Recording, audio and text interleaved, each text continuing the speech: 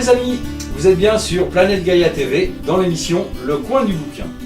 Et aujourd'hui nous allons parler de la quête du Graal.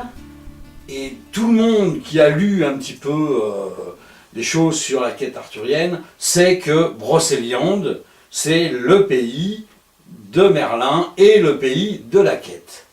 Eh bien, on va vérifier ça. C'est pas forcément évident. Et pour pouvoir nous parler de tout ça, nous avons aujourd'hui notre ami Georges Bertin qui va se présenter lui-même. Oui, bonjour, je suis Georges Bertin, donc socio-anthropologue. Je travaille donc sur les mythes, sur les croyances, et depuis 50 ans maintenant, eh bien, je m'intéresse à ce que j'appelle l'enracinement folklorique de la légende arthurienne aux marches du Maine, de Normandie et de Petite-Bretagne.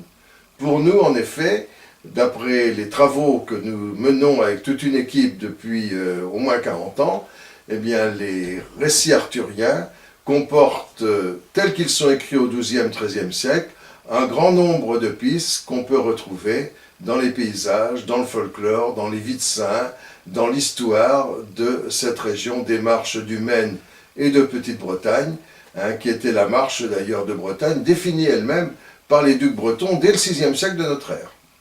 D'accord, mais alors dans ces conditions, toutes ces légendes sur la forêt de Brocéliande, avec le fameux tombeau de Merlin, avec la fontaine de Barenton, avec tous les lieux qui sont ressortis dans la forêt de Pimpon, qui s'appelle maintenant la forêt de Brocéliande, ça n'a rien de réel alors. Alors, les mêmes légendes et les mêmes mythes circulent depuis Bellem dans l'Orne, à toucher l'Île-de-France, jusqu'à Vannes. Ah donc, oui. Il y a un fond légendaire commun.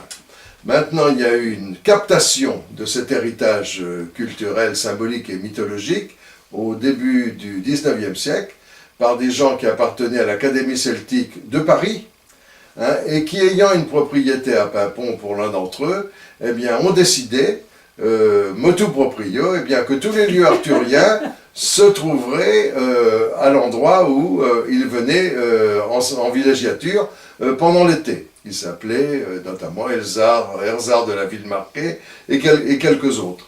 Alors, ce qui est extraordinaire, et ça a été décrit par un universitaire rennais qui est lui-même breton, qui s'appelle Marcel Calvet, dans un ouvrage qui s'appelle « Les usages touristiques de la forêt de Brocéliande, 19e, 20e siècle », et Calvet montre très bien, eh bien que ça ne repose, hormis la volonté de magnifier la légende du roi Arthur, de ses chevaliers, et surtout celle de l'enchanteur Merlin, eh bien sur rien de réel, parce que à part un nom qui s'appelle Bréchilian, mais qui d'ailleurs pour mon ami, le mythologue Christophe Desneux, qui habite à Cambourg, se trouve environ à une centaine de kilomètres de la forêt de Pimpon, eh bien il n'y a rien de réel. En revanche, les travaux que nous avons faits à la suite d'un érudit local qui s'appelait René Bansard, et dont j'ai été le premier disciple, eh bien, montrent que nous avons pu identifier près de 34 lieux de la forêt de Brocéliande, des aventures du roi Arthur et de ses chevaliers, dans ce que nous avons appelé le pays de l'Anseau du Lac, et qui se situe aux marches, la frontière nord de ce qu'on appelait le Pagus Cénomanensis, l'ancien pays sénomant, le pays des Gaulois sénomants, et qui a d'ailleurs été relayé d'un point de vue ecclésiastique par le diocèse du Mans. C'est-à-dire qu'à cet endroit, il y a une prolifération tout à fait extraordinaire de lieux arthuriens, et nous ne cessons, à travers des colloques, des ouvrages, on a publié déjà plus d'une vingtaine sur la question, avec des colloques pratiquement tous les ans, de montrer que la forêt de Brocéliande, elle est beaucoup plus large que ce que nos amis de Pimpon veulent bien en dire. D'accord. Donc, le tombeau de Merlin, on oublie. Alors, c'est touristique. Oui, puisque le tombeau de Merlin, c'est un affleurement rocheux en forêt de Pimpon, mais qui n'a rien d'un tombeau. Et nous proposons donc en substitution un tombeau mérovingien qui se trouve à Lonlay-l'Abbaye, entre la commune de Lonlay et celle de Saint-Beaumer-les-Forges, et on trouve le tombeau de Baudémagur, roi de Gore, qui est un véritable tombeau taillé dans le roc et que nous pouvons opposé au tombeau de Merlin. De la même façon, la fontaine d'Ivin, un de mes collègues, Gilles Suzon, a bien montré à partir d'enquêtes très précises qu'il a faites, notamment dans les archives des Plantagenets à la Tour de Londres, eh bien que sur 12 points, eh bien la fontaine d'Ivin de Chevalier au Lion pouvait être rapportée en Normandie, un endroit qui s'appelle la Fontaine de l'Ersouve, et notamment à cause des questions qui sont à la fois archéobotaniques, archéogéologiques, qui montrent que ça ne peut absolument pas être là où nos amis de l'Académie celtique l'a situé au début du 19e siècle. Donc la fontaine de Barenton, qu'on retrouve pourtant dans certains textes, tout à fait, mais n'est pas réelle. La fontaine de Barenton, elle existe bien sûr, c'est une fontaine qui bout, comme l'indique le texte divin. C'est une fontaine où un gardien de port avait ses pâturages, et nous avons un bail dès le début du Moyen-Âge des Achard, la famille Achard qui est la plus vieille famille du passé dans le Don-Fronté et qui octroie à un gueux la permission de paquer ses porcs aux abords de cette fontaine, et nous sommes tout près d'un bourg qui est chef-lieu de canton du sud du département de la Manche qui s'appelle Barenton. D'accord. C'est-à-dire que l'enracinement folklorique de la légende arthurienne, la thèse que nous avons développée, eh bien, elle s'enracine, elle trouve des points d'appui extrêmement précis dans 34 lieux qui se trouvent entre Normandie, Maine, Mayenne, Sarthe, sud de la Manche et ouest du département de l'Orne. Alors, pour bien comprendre ça, il faut savoir que lorsque les auteurs du 19e et 20e siècle commencent à étudier la légende arthurienne, il y a une vague médiéviste qui revient avec le romantisme.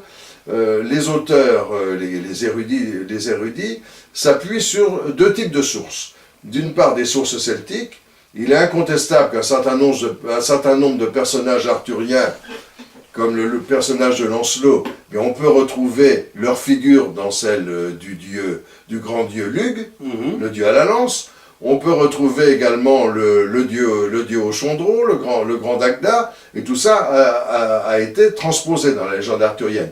Donc les sources celtes sont absolument incontournables. Il y a aussi la façon dont les légendes sont restituées, sont réécrites, et qui fait penser à des romans comme le roman d'Énée, le roman de Troie, qui sont dus à des auteurs du bas empire romain. Mais dans les années 60, un grand professeur de littérature médiévale, celui qui tient la chaire de littérature médiévale à la Sorbonne, s'appelle Jean Frappier, écrit un ouvrage sur les origines de la légende arthurienne et du roman courtois. Et dans ces deux cahiers, ce sont des cahiers qu'il distribue à ses étudiants, ils ne sont pas encore édités à l'époque, il dit, lorsqu'on étudie toutes les sources de la légende arthurienne, sources celtiques, sources latines, aucune des théories en présence n'emporte véritablement l'attention. Et il propose à ses étudiants, ceux qui sont devant lui, d'aller voir, il dit quelque part dans des territoires qui touchent à la Petite-Bretagne, à l'Anjou et à la Normandie, s'il n'y aura pas des rapprochements plus intéressants à faire, du point de vue des noms de lieux, du point de vue des légendes locales, et du point de vue des paysages.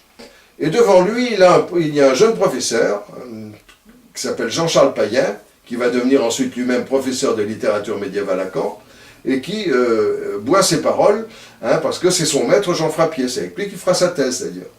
Et puis en même temps, dans les années 60, il y a quelque part à la Ferté-Macé dans l'Orne, au sud du département de l'Orne, un érudit local qui s'appelle René Bansard, qui était vraiment érudit. Il avait étudié chez les Jésuites, à la Psalette de Laval, il avait eu son bac en 1917, et un bac littéraire en 1917, ça valait sans doute une licence de lettres aujourd'hui. Et René Bansard, sur le terrain, en partant de la généalogie de ses ancêtres, les Bansards, dont il découvre que ça a quelque chose avec le mot ban, la racine ban qui désigne une frontière, avec le Banoïque, Banoïcum vicum, ban, roi de Banoïque et le père de Lancelot du Lac, il découvre des coïncidences, des parallélismes tout à fait frappants entre les ermites du Bas-Maine, la légende des ermites du Bas-Maine, Saint-Frimbos, Saint-Ternier, Saint-Beaumer, Saint-Auvieux, hein, et quelques autres. Il découvre des parallélismes frappants entre leurs histoires et celles des romans de la Table Ronde. Il en acquiert la conviction, développée en même temps d'une façon érudite, sans qu'ils se connaissent et sans même qu'ils aient connaissance l'un des travaux de l'autre, eh bien qu'il y a quelque chose à rechercher dans ce territoire que nous observons. Et c'est si vrai d'ailleurs que c'est moi qui ferai connaître à René Bansard, hein, j'avais à l'époque 19 ans, eh bien les travaux de Frappier que j'avais lus moi, à la bibliothèque universitaire. Ok, d'accord. Et donc toute notre aventure est partie de là. D'accord. On retrouve tout ce que tu es en train de nous dire dans ton livre que tu as écrit. De Quête du Graal en Avalon, Voilà, absolument. Quête du Graal en Avalon, hein, écrit par Georges Bertin, qui est un bouquin très intéressant où vous allez pouvoir retrouver tous les sources et la documentation qui étayent ton propos. Oui. Alors c'est un ouvrage que j'ai essayé de rendre synthétique, hein, qui reprend beaucoup de travaux antérieurs. Notre premier ouvrage collectif s'appelait La légende arthurienne et la Normandie. Ensuite, nous avons écrit les romans de la Table Ronde de la Normandie au-delà, avec toute une équipe de chercheurs. Le premier était dirigé par Payen, le second par Michel Pastoureau. Puis ensuite, j'avais écrit moi-même La quête du Saint Graal et l'imaginaire, préfacé par Gilbert Durand. Et là, j'ai voulu faire une synthèse, 50 ans après, en quelque sorte, le début de ces travaux. Dans la première partie, on trouve les définitions du Graal, qui sont d'ailleurs prolixes, hein, beaucoup plus importantes que celles qu'on veut parfois nous faire avaler. Montrant aussi comment ce transfert du Graal, le vase précieux qui a recueilli le sang du Christ sur la croix après avoir servi à la dernière scène, a été transporté en Occident par Joseph d'Arimathie, et nous avons presque retrouvé sa trace, hein, au jour le jour, hein, dans le sud de la Mayenne, en montant vers Saint-Frimbaud-de-la-Sée. Dans la seconde partie, nous montrons que le mythe d'Avalon, l'île où le roi Arthur se fait porté par les fées pour soigner ses blessures, et d'où il reviendra le jour où la fraternité universelle régnera sur la terre, ou le jour où les Bretons en auront besoin. Le jour où les Bretons en auront besoin, absolument, hein, ce qui a d'ailleurs été entretenu par les dynasties bretonnes, et aussi par les Plantagenets. Hein, et j'ai montré dans ce livre aussi qu'il y avait de nombreuses réceptions du mythe d'Avalon, puisque j'en ai dénombré plus de 600 à travers le monde, hein, de sociétés qui se réclament d'Avalon. Et je suis allé bien entendu enquêter à 7 reprises dans la plus célèbre d'entre elles, qui est The Goddess Conference à Glastonbury. C'est l'endroit où le Graal aurait été amené par Joseph d'Arimathie dans le puits du Calice. Hein, et les gens d'ailleurs vous expliquent qu'il est encore là quand vous allez sur place. Puis dans la dernière partie, je reprends toute la question de l'enracinement folklorique de la légende arthurienne aux marches du Maine et de Petite-Bretagne. Donc une aventure merveilleuse que je n'ai pas menée tout seul, bien entendu. Nous sommes près d'une quarantaine y avoir participé, hein, et que nous continuons comment œuvrer, y compris d'ailleurs dans les réceptions. On montre aussi que la légende arthurienne est toujours vivante. Nous avons aussi organisé des colloques sur la légende arthurienne au cinéma, hein, sur le comique dans la légende arthurienne. Le dernier qui vient de paraître, c'est Amour et sensualité dans la légende arthurienne. Et nous travaillons ce week-end même sur le bestiaire arthurien, le bestiaire fabuleux, où on retrouve d'ailleurs dans les blasons des romanciers de la Table Ronde, certains personnages ou certaines familles du Maine, de la forêt de Persaigne, etc. D'accord. Okay. Tu parlais tout à l'heure des Plantagenets. D'après mes sources, qui ne sont pas forcément exactes, hein, mais les Plantagenets ont été des propagateurs de la légende arthurienne, parce qu'ils ont voulu rattacher une certaine authenticité à leur famille par rapport au roi Arthur. Tout à fait. Il faut savoir que lorsque Henri II Plantagenet devient roi d'Angleterre, après la guerre civile, qui a opposé Mathilde à Geoffroy, il devient roi d'Angleterre, il a besoin de s'assurer d'un certain consensus local. Hein, les Saxons ne sont pas vraiment ses amis, hein, puisque les Normands, hein, ses ancêtres normands, Guillaume le Conquérant, Henri Ier Beauclerc, etc., ont spolié les Saxons de leurs terres, mais qu'en même temps, les Saxons ayant eux-mêmes spolié les Celtes, dont un certain nombre, entre le 6e et 8e siècle, ont été jetés à la mer hein, ce qui a permis d'ailleurs de peupler la Bretagne armoricaine, eh bien, il a besoin de s'assurer d'alliés sur place. Bien sûr. Et quoi de plus pratique, eh bien, que de faire passer dans l'idée, hein, et à travers les écrits qu'il va commanditer avec Aliénor d'Aquitaine, son épouse, qui est devenue duchesse de Normandie après, et reine d'Angleterre après son mariage avec Henri II Plantagenet. Elle a d'abord été reine de France d'ailleurs, hein, c'est vraiment un personnage extraordinaire, qui tenait une cour littéraire autour d'elle.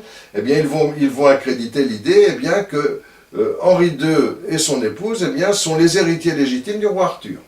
Alors, ils ont trois intérêts pour le faire. Le premier est politique, on le comprend bien, pour s'associer avec le Celte. Le second est beaucoup plus théologique. Aliénor d'Aquitaine est très proche de Achard de Saint-Victor, qui est une des premières familles du passé. Le passé, PA2S, c'est la région de Domfront. Ah oui, et oui, Achard de Saint-Victor, hérité d'une des plus vieilles familles du passé, un des grands théologiens du XIIe siècle. Il appartient à la théologie des Trinitaires, et cette théologie des Trinitaires, eh bien, elle relance le thème de la Sainte Trinité à l'époque où l'Église hésite entre une position dualiste, binaire, et une position trinitaire. Et donc, à travers les romans de la table ronde, il y a un discours théologique aussi qui est sous-jacent, que Aliénor d'Aquitaine va encourager. Et puis, je tiens aussi pour vrai, j'ai d'ailleurs écrit dans un article qui est paru il y a maintenant très longtemps, 84, hein, sur Aliénor d'Aquitaine et la transmission de la gnose islamique en Occident, où je dis que Aliénor d'Aquitaine, qui lors de la seconde croisade avec son mari Louis VII, elle est encore reine de France, séjourne à Antioche. Antioche est une place forte gnostique. Elle a rencontré les courants gnostiques de l'époque. Courants musulmans, courants juifs, kabbalistes, hein, et puis les courants chrétiens à travers notamment l'ordre du Temple. C'est si vrai d'ailleurs que se constituent au Proche-Orient à l'époque ce qu'on appelle des massénies, qui sont des espèces de confréries symboliques qui regroupent les initiés des trois grands ordres de chevaliers. L'islamique, le juif et le chrétien. Et alors elle va s'imprégner de cette culture gnostique, hein, et on sait qu'Antioche, depuis le IVe siècle, est la grande place forte gnostique du Proche-Orient. Elle va faire passer aussi ce discours dans les romans de la table ronde. Donc les romans de la table ronde leur servent à la fois à s'asseoir sur le plan politique, à produire un discours théologique qui leur concilie les bonnes grâces d'une partie d'Église, et puis aussi un discours herméneutique beaucoup plus initiatique, beaucoup plus ésotérique. Et Henri II va trouver aussi, au bout d'un moment, que cette histoire du roi Arthur qui va renaître de ses cendres, ou après c'est un petit peu embêtant. Et alors il va avoir le génie suivant, c'est-à-dire qu'à Glastonbury, l'endroit où, dans les romans inspirés par les cisterciens, on amène le Saint Graal, eh bien, il va faire découvrir, il ne verra pas lui-même parce qu'il est mort en 1190, mais c'est Richard Cœur de Lion, son fils, qui fera l'exhumation en 1191, mais ça a été préparé par Henri II et les clercs de Glastonbury. Bon, on va retrouver le corps du roi Arthur et de ses chevaliers. Et il fait coup double en même temps, parce qu'il est l'héritier symbolique du roi Arthur, mais en même temps il montre qu'il est bien mort, donc que les Celtes ne vont pas prendre le pouvoir. D'accord. Hein, donc vous voyez, tout ça s'enchevêtre dans un projet culturel, social, théologique, politique, hein, qui est vraiment très très fort, hein, et qui est orchestré de façon magistrale par Henri II Plantagenet, Aliénor d'Aquitaine. D'accord. Mais alors, le roi Arthur, tel qu'on le connaît, mythe ou réalité? Alors, c'est les deux. Historiquement. Historiquement. Est-ce qu'il y a réellement eu un roi Arthur? D'après les sources historiques dont nous disposons, hein, je me réfère à Geoffrey H, qui est le meilleur spécialiste de l'affaire en Grande-Bretagne, le roi Arthur serait... Il n'y a pas eu de roi Arthur. Il y avait un petit chef de guerre qui, dans la Domnonée, c'est-à-dire la partie sud-ouest de l'Angleterre, au VIe siècle de notre ère, eh bien, a fédéré les tribus celtes pour résister aux Pictes et aux Saxons qui arrivent par le nord et par les côtes, et puis qui tentent à se débarrasser des derniers soubresauts de l'Empire romain. Donc ce chef, il a un certain succès, Dans certaines versions, on l'appelle Ambrosius, dans certaines versions, c'est Artorius. On ne sait pas trop qui c'est. Hein. Pour certains, c'est interprété d'ailleurs dans le film de Foucault, ce serait un mercenaire sarmate au service des Romains. Pour d'autres, c'est un chef celte, une espèce de Vercingétorix. Enfin, non, les Sarmates, c'était les chevaliers de la table ronde. Arthur était pas un Sarmate. C'est ça, mais il était à la tête d'une tribu de Lancelot et tous les autres, c'était des Sarmates. D'une tribu de Sarmates, et puis, ou c'est simplement un chef celte. Toujours est-il, on sait qu'il a remporté une douzaine de batailles, dont certaines, dit-on, sur le continent. Dans certaines versions, il serait même allé jusqu'à Rome. Hein? Mais en tout cas, la plus connue, telle que nous les restituent les romans, tels que Geoffroy de Monmouth, qui est le premier historiographe, mais lui qui travaille aussi pour les Plantagenets, donc c'est une histoire qui est un petit peu orientée, eh bien, il aurait vaincu les Saxons au Mont Badon. Ouais. Il aurait tué d'ailleurs 3000 guerriers à lui tout seul dans la même bataille, en arborant sur son écu le portrait de la Vierge. Donc il passe en même temps du celte au christianisme, enfin il y a en même temps une espèce de collapsus et de synthèse entre deux sociétés qui s'exercent sur sa personne. Enfin, toujours est-il qu'on sait peu de choses. Par contre, je m'excuse de couper, mais le champ d'action d'Arthur et des chevaliers de la table ronde est quand même très très large, puisqu'on va de l'épopée romaine jusqu'au Moyen-Âge. Absolument. Alors ce qu'il faut bien se rendre compte, c'est que ce que nous racontent au XIIe, XIIIe siècle les romans arthuriens, ça part d'indices, qui sont ceux du VIe siècle, qui n'ont rien à voir avec la réalité vécue au VIe siècle. C'est-à-dire que la société qui nous est restituée dans les romans arthuriens du XIIe, XIIIe est la société idéale, telle que les Plantagenets et les Cisterciens et tous ceux qui les entourent, eh bien, telle qu'ils rêvent une société. Une société, d'ailleurs, autour de la table ronde, où tout le monde, c'est du utopique, personne n'a préséance. Et le roi n'est que le premier entre les égaux. Hein, donc, on utilise quelques indices historiques, qui sont ceux du VIe siècle, pour 6 siècles après, comment magnifier ça sous forme d'un magnifique roi qui est le roi Arthur, qui est du royaume de Camelot, qui est un empire universel en quelque sorte, dont on va retrouver des traces, on en retrouve en Italie, on en retrouve en Espagne, on en retrouve partout. Ben, le roi Arthur, il est devenu un personnage universel au Moyen-Âge, et ça va encore s'amplifier après, jusqu'au XVe, il va y avoir énormément de récits. Et si on regarde le succès qu'il a encore aujourd'hui au cinéma, dans la bande dessinée, et même dans les jeux vidéo, ben, on pense que le mythe arthurien est loin d'être mort. Alors, au XIIe siècle, ils vont utiliser donc des sources qui sont insulaires, des sources celtiques, galloises, irlandaises, de Domnonée, aussi de Cornouailles, un personnage historique très petit, mais aussi on a cette idée d'un grand roi, d'une race des géants, d'un roi qui s'appelle Arthur et qui ressemble et dont on pourrait déchiffrer la légende dans le ciel, la constellation du grand chariot, qu'on appelle aussi Artorios, qui montre le nord, qui indique donc, et puis c'est aussi l'ours Arthur, c'est aussi la force, c'est-à-dire qu'il y a des éléments mythologiques qui viennent se greffer sur une réalité historique extrêmement ténue, et qui 6 siècles après, mais ça c'est normal, les littéraires ont toujours fait ça, bien vont utiliser toutes ces sources-là, pour les confrontant à ce qu'ils connaissent, eh bien, comment créer le roi Arthur. Alors ce qui nous a intéressé, nous, c'est de constater que dans les romans arthuriens, chez Chrétien III et chez ses successeurs, eh bien, notamment le grand Lancelot en prose du début du XIIIe, qui commence par ces mots « En la marche de Gaule et de Petite-Bretagne, il y avait 2 rois qui étaient frères germains et qui avaient épousé 2 sœurs germaines.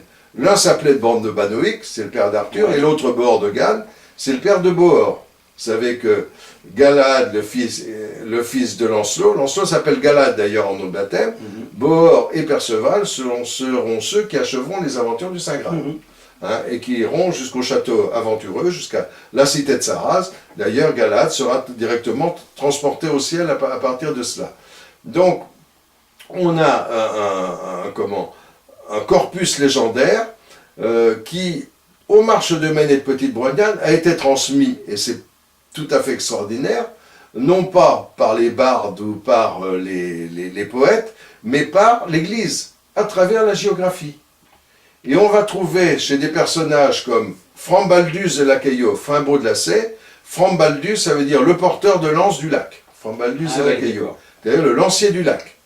À travers Beaumer, Beauamadus, Saint-Beaumer, Beauamadus, c'est Baudémagus. Alvé, c'est Saint-Auvieux.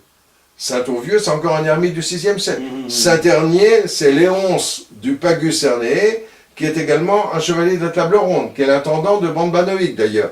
Et donc ces saints personnages du VIe siècle, eh bien, vont servir aussi de modèle, de matrice en quelque sorte, aux héros arthuriens.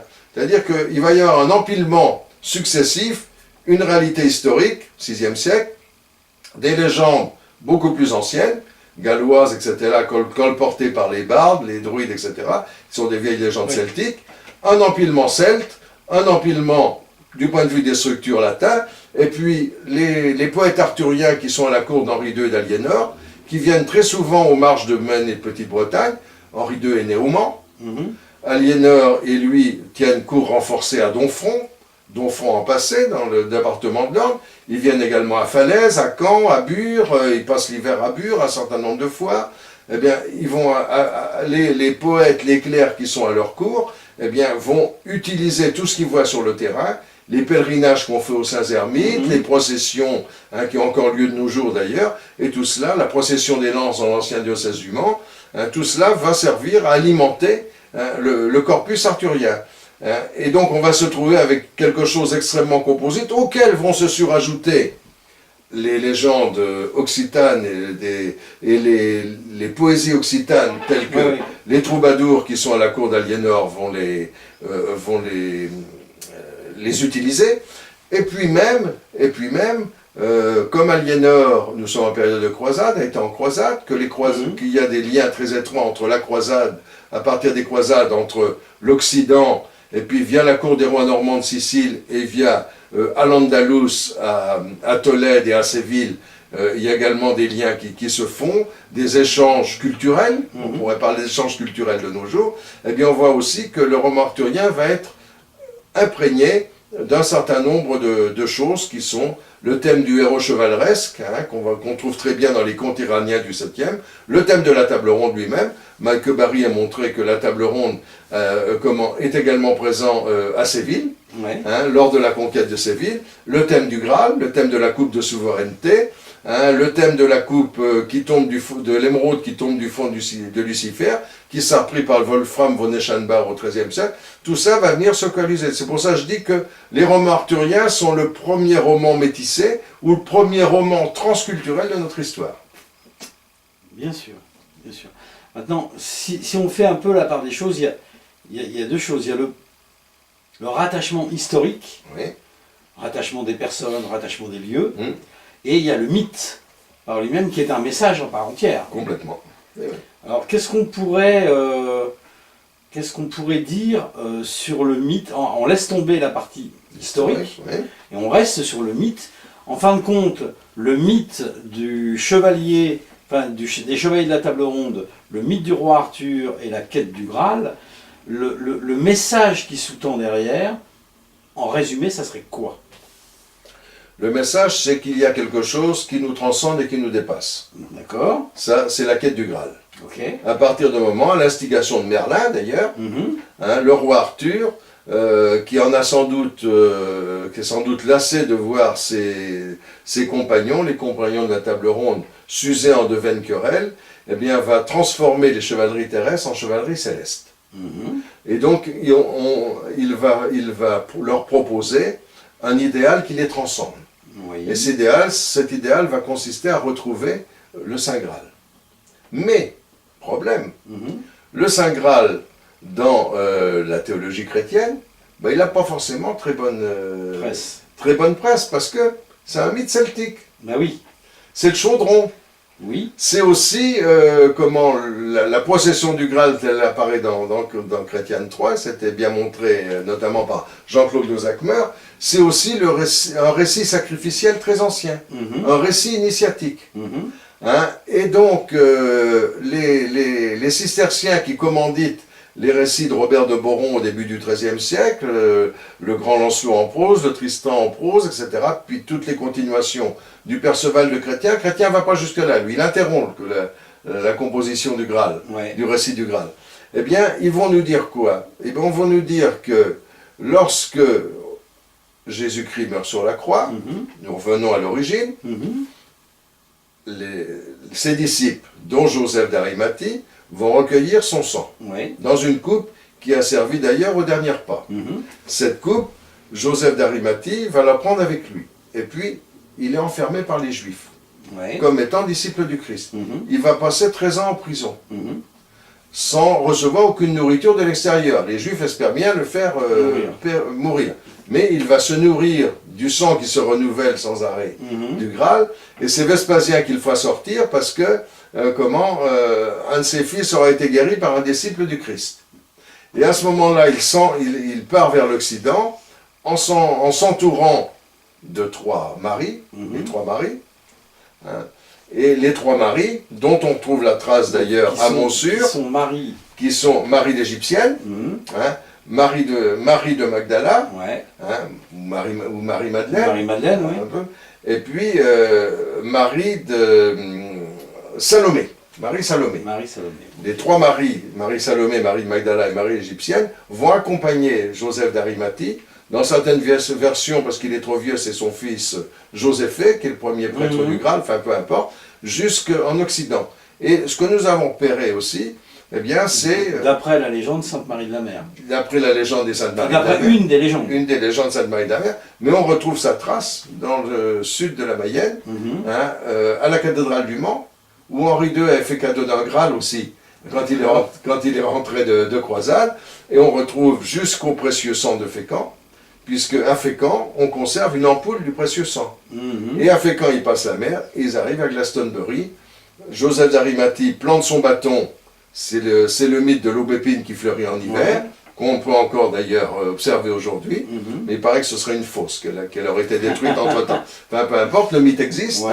Et puis, on vous montre à Glastonbury Caliswell, ce que je montre aussi dans mon livre, et de Caliswell, c'est le puits du Calice, le puits où il aurait dissimulé le Graal. Et depuis, il y a le mythe a été très très bien entretenu. Forcément, il y a une période, les siècles rationalistes, 17e, 18e, où personne ne s'occupe trop de ça. Mais dès le 19e, il y a à nouveau des gens, des arthuriens qui vont se préoccuper de ces choses-là, qui vont entretenir le mythe. Et j'en décris toute la liste. C'est lié d'ailleurs à tous les courants ésotériques de l'époque. Et il y a notamment des héritiers de la famille Tudor, qui vont à cette époque s'intéresser à Glastonbury, qui vont faire repartir la station en tant que station sacrée, en quelque sorte, et créer l'ordre international des chevaliers et dames de la table ronde, avec pour mission de continuer à entretenir le mythe du Graal. Et aujourd'hui, on a aussi les 3 maris, l'aspect féminin du Graal, le Graal c'est aussi la coupe, il y a Katie Jones, qui a créé un ordre de prêtresses, qui sont toujours sur Glastonbury, et qui entretiennent le mythe du Graal. The Goddess Conference, je l'ai rencontrée plusieurs fois, c'est une femme tout à fait extraordinaire. Elle a même un séminaire de formation de prêtresses, et qui sont fixés à Glastonbury pour justement sauvegarder le mythe du Graal, dans tout ce qu'il y a comme coupe de la féminité. En effet, dans le cortège du Graal de Chrétien, on a la lance qui saigne, c'est le principe masculin, et puis la coupe, qui est le principe féminin. Et donc, on retrouve encore aujourd'hui, d'ailleurs, une perdurance extraordinaire du mythe, y compris dans des pratiques contemporaines. D'accord. Moi, j'aurais plutôt tendu vers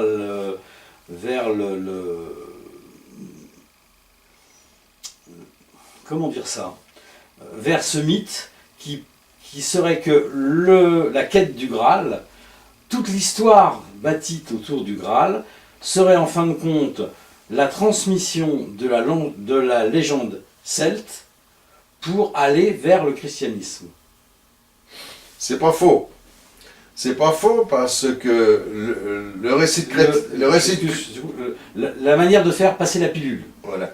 Alors le récit de Chrétien est très ambigu. Le récit de Chrétien est très ambigu et Lozachmer a montré qu'il était plus païen que chrétien en fait. Et plus lié aux origines celtes.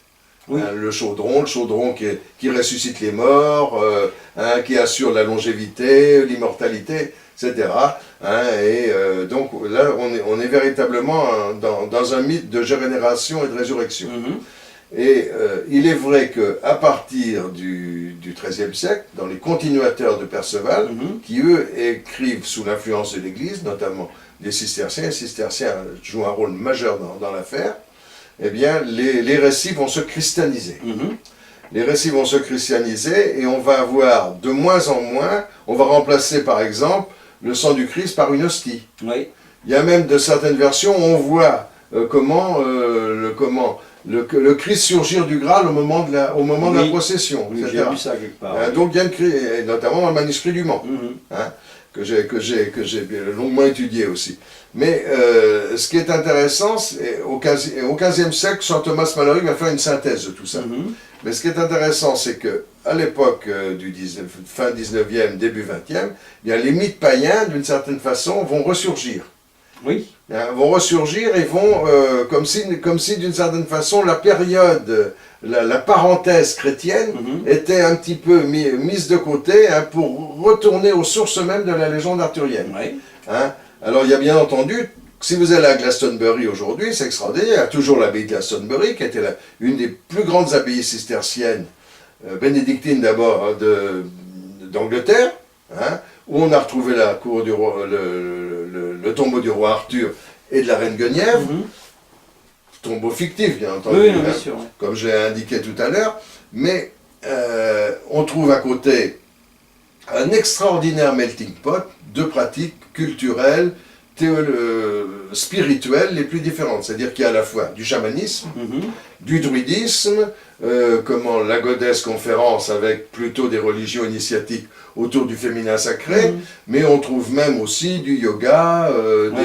des Indiens d'Amérique du Nord qui sont venus. Ça coagule ici, comme si ce mythe du Graal, il avait dans sa vocation universelle, hein, cette idée de rassembler ce qui était part, et que toutes les grandes spiritualités de la Terre, au fond, eh bien, aboutissent ici. Oui. Et il y a même d'ailleurs un festival rock qui est le second au monde, quand même. D'accord. Quand on reprend la légende arthurienne, on s'aperçoit bien dans l'évolution. Au début, on est vraiment dans des légendes celtiques. Tout à fait. Hein, l'histoire de la tour du Terre-Pendragon avec le dragon blanc, le dragon rouge qui combattent, le sang d'un enfant né sans père pour faire tenir, la naissance même d'Arthur, où Merlin va permettre à Uther de se transformer à l'image, à l'effigie du duc de Cornouailles, pour enfanter Igerne. Bref, on est vraiment dans des récits celtiques. Et puis brusquement, le Graal arrive là-dedans, et on se christianise de plus en plus jusqu'à arriver à un truc complètement chrétien. Il y a une vision théologique manifeste à partir du début du XIIIe siècle. Ah oui, ouais. Et puis, et maintenant, aujourd'hui, on retrouve peut-être, sommes postmodernes. Qu'est-ce que c'est que le postmoderne? C'est l'archaïque plus les réseaux. Oui. Hein, et les réseaux aujourd'hui, j'ai dénombré plus de 600 sociétés qui travaillent sur le mythe d'Avalon à travers le monde. D'accord. Il y a des Japonais, il y a des Italiens, il y a des Allemands. Oui, oui. Okay. J'ai organisé un colloque, c'était en 1985 à Rennes, dans l'Orne, un colloque sur la légende arthurienne, sur le mythe de Lancelot. J'en ai encore les traces ici d'ailleurs. Et il y avait là un japonais qui est venu, professeur à l'université de Tokyo, et qui me dit, mais monsieur Bertin, votre histoire là, le Graal, le chevalier à la charrette, tout ça, on a ça dans le folklore japonais. C'est-à-dire que les Celtes sont des Indo-Européens. Oui, bien sûr. Donc ils ont véhiculé un mythe qui était à vocation universelle, qui a été petit à petit déceltisé, christianisé, romanisé, tout ce qu'on veut, mais au fond, on ne peut pas échapper à sa vocation, qui n'a pas pu échapper à sa vocation universelle. Bien sûr, bien sûr. Ce qui explique les passerelles. Oui, non, tout à fait. Oui, tout à fait. Ok, bah écoute, merci Georges, je crois qu'on a fait un bon tour d'horizon sur ton travail, sur ton ouvrage. Donc je rappelle, hein, ça s'appelle De quête du Graal en Avalon, de Georges Bertin, et c'est paru aux éditions Cosmogone. Une édition du Cosmogone à Lyon, qui est une très belle maison d'édition. Tout à fait. Voilà. Chers amis, je vous remercie de votre attention. Cette émission du coin du bouquin est terminée. Nous nous retrouverons bientôt dans de nouvelles aventures. D'ailleurs, nous allons retrouver aussi Georges dans de prochaines émissions pour nous parler d'autres ouvrages. Mais je vous en laisse la surprise. Je vous dis à très bientôt. Au revoir. Merci Georges. Merci Gérald. Voilà mes amis, c'est terminé. Planète Gaïa vous remercie de votre attention. Si cette vidéo vous a plu, n'hésitez pas à faire un j'aime, le pouce en haut, pour nous faire part de votre contentement. Mettez-nous des petits commentaires parce que ça fait toujours plaisir et ça nous permet de rectifier les choses s'il y a des choses à rectifier. N'hésitez pas à nous soutenir sur Tipeee en allant sur le site qui est écrit en dessous de la vidéo de façon à nous soutenir à partir de 1 euro jusqu'à 1 million d'euros si ça vous fait plaisir, il n'y a pas de problème. Il faut savoir que plus vous serez nombreux à nous financer, à mettre de l'argent sur Tipeee, plus le budget sera important, plus on pourra prévoir un certain nombre de vidéos. Donc là, on essaye de tourner à peu près une vidéo tous les 10 jours. Mais le but pour nous, c'est d'en faire au moins une par semaine. Mais pour ça, on a besoin de vous et on a besoin de moyens. Donc, n'hésitez pas, on vous attend. Et je vous dis à la prochaine pour de prochaines aventures.